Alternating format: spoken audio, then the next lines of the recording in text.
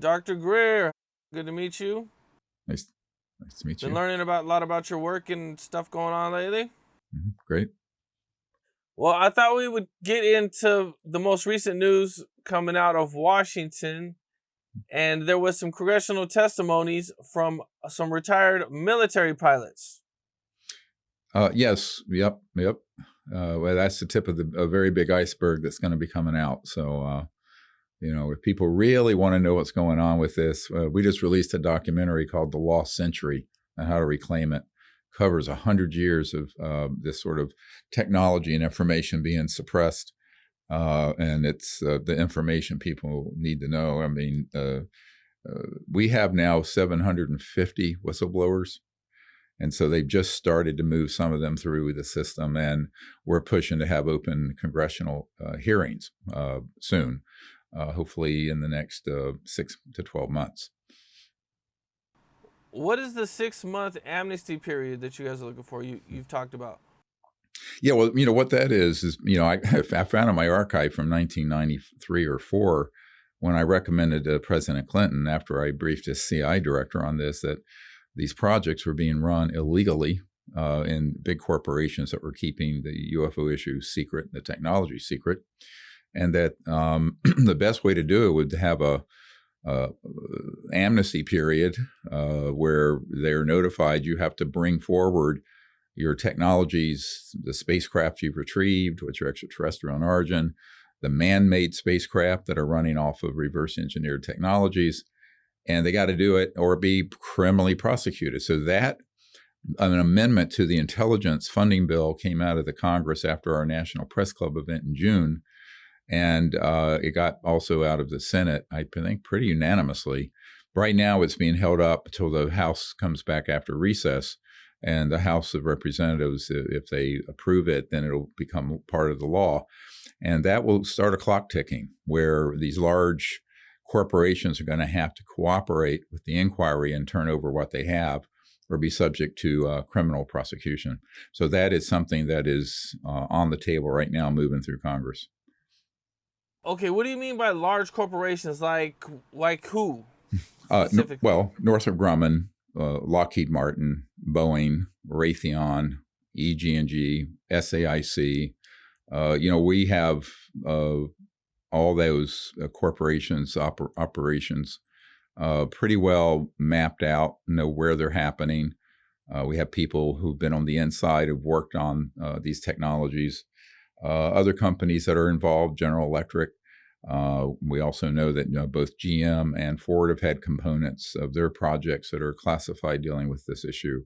Now, what the public needs to understand is that if you're the president or chairman of the Senate Intelligence Committee or members of Congress, you're not told about any of this. I mean, of course, this is completely illegal. So the programs that are run dealing with this UFO issue have been unconstitutional since the late 1950s. And that's what we're trying to rectify and fix. How do they keep it secret from Congress, and how are they able to do that? Oh, it's easy. I mean, first of all, the government's huge, complicated. The people who are in political office are pulled in 1,000 different directions. And the funding mechanism is very interesting. We had a woman who worked for SAIC who worked in an office where they would have all this money coming in. They would sort of gin up reports, just fake reports that go back to Congress and to auditors, and the money went through the back door into these unsanctioned illegal projects. So the public has been getting ripped off for probably over 60 years. With these sort of programs, 65 years. And, it's a mistake to think that even the people I work with in Washington, I'm here in Washington right now, who manage what's called the black budget of the United States, which is the very secret part of the budget dealing with covert operations. And I've been meeting with those people, and they're not briefed on these issues, but now they know that it's real and there's something going on. So I think the public needs to put aside their fantasy high school civics lesson about how government runs and realize that Eisenhower wasn't too far off the mark when he said, beware the military-industrial complex. And when Senator Inouye, who was the chairman of Intelligence and Foreign Relations, said that there's a secret government with its own Air Force, its own Navy, its own funding mechanism for funding that's above the law and free from the law itself. I'm quoting. So I think that, this is a huge problem, and the consequences for every person on the planet are huge, because you think of the fact that the technologies that we document in this documentary, The Lost Century, those technologies have been around for over 100 years. I'm talking way beyond what you're looking at with Tesla-type cars. But the real Tesla, Nikola Tesla, he had these sort of technologies, and they were suppressed back in the 20s. So, we need to move forward, because if this issue gets resolved properly, it's not just that we're not alone in the universe, it's that the technologies that get us off oil, gas, coal, nuclear power, wind, solar, these battery cars with 900 pounds of lithium-ion batteries that are so damaging to the environment to make, all that will be a thing of the past. So now that's part of the problem, because you're talking about a multi-hundred trillion dollar macroeconomic issue, right? Money and power. So the reason the secrecy exists is that kind of corruption, but on a very large scale. I think there are now key members of the Senate Intelligence Committee and Armed Services, as well as members of the House that I'm meeting with, who understand this and are really wanting to move quickly to get to the bottom of it. Can you kind of explain to people why this would be kept a secret? Yeah, I mean, there are two big issues. One is what I just mentioned, power and money. That if it were to be disclosed, that you look at the Pentagon footage of these Navy jet pilots took of chasing one of these objects off the coast of California, that thing was had no jets, no rockets, no nuclear power plant on it, no heat signature. I mean, the infrared, meaning detecting heat, was zero.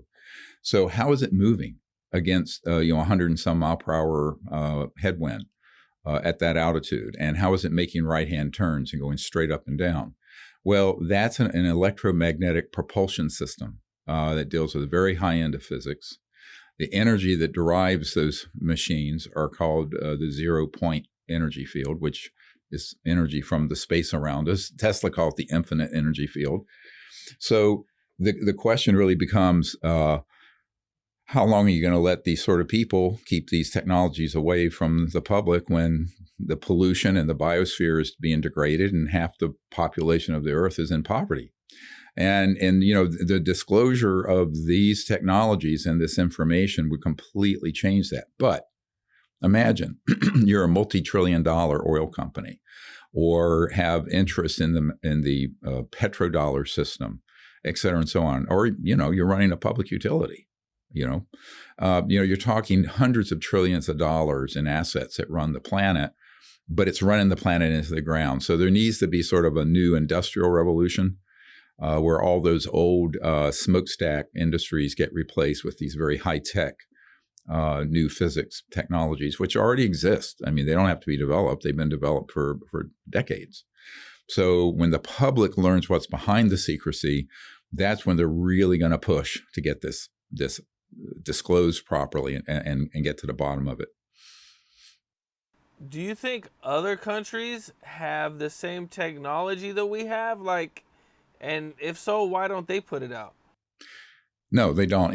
Look, the organization that keeps this secret is global, and they have operations in countries all over the world. It doesn't really respect international boundaries. The very first thing I said to the main investigator for the Senate Intelligence Committee here was, look at the map on the conference room here that we're in. Take all the lines off of it that are between countries or states. This organization moves with alacrity across any national boundary. And they have assets all over the place, but they don't respond to democratically elected offices here, UK, Australia, all over. And anyone anywhere in the world that were to independently develop one of these technologies, those will be confiscated. And if you look at this documentary we just released, The Lost Century, and how to reclaim it, you'll see documented where there are a number of people who have been killed because they had a technology that would be, quote, free energy. It'd be something to sit on the table here, and it would run your house with no electric bill and no pollution. And the energy is coming from the fabric of space around us. It's called the zero-point energy field, which, by the way, was first postulated in 1930s and proven in early 50s.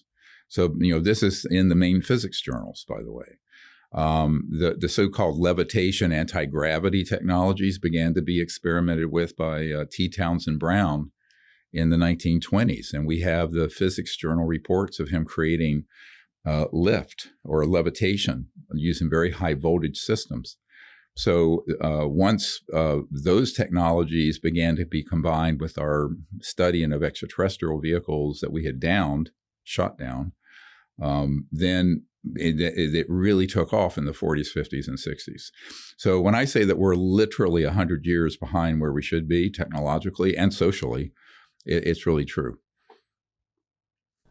What's up? This is Capone. We got more content like this coming soon, so hit that like button, subscribe, and stay locked in to Capone News.